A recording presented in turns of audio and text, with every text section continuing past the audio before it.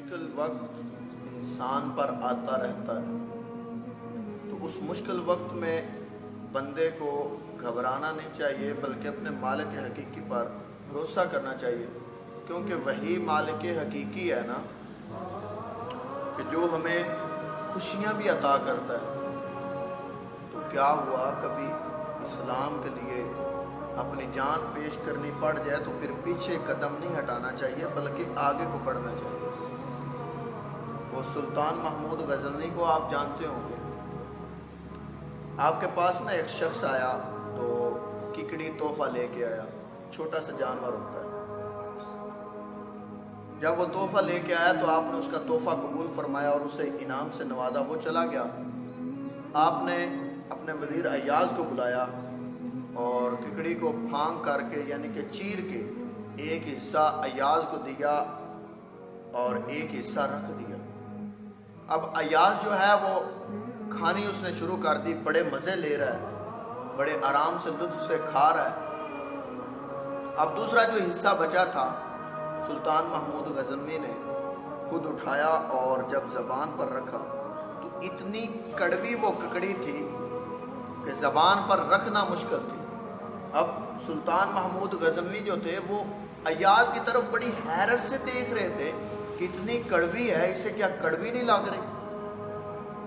حیرت سے دیکھنا شروع کر دیا کہ میں نے زبان پہ رکھی، زبان پہ رکھنی مشکل ہے، اتنی کڑوی ہے۔ تو ایاز جو ہے یہ کھائی جا رہا ہے۔ سلطان محمود غزنوی سے رہا نہ گیا، بلایا، کہا ایاز تجھے کڑوی نہیں لگی؟ تو مزے سے کھا گیا۔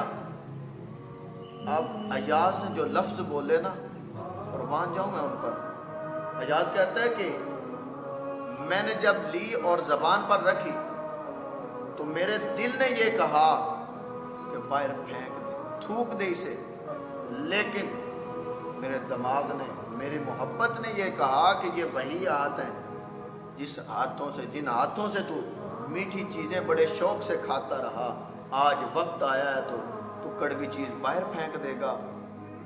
تو سلطان محمود غزنوی نے بھی کہا کہ یہی مومن کا شیوا ہونا چاہیے، یہی مومن کا کردار ہونا چاہیے کہ جب مشکل وقت آ جائے، آسانیاں تو بندے کو آتی رہتی ہیں، آرام سکون رب دیتا ہے بندے اپنے کو، تو جب مشکل وقت آ جائے تو خندہ پیشانی سے اسے بھی تسلیم کر، اس سے دور نہ بھاگے۔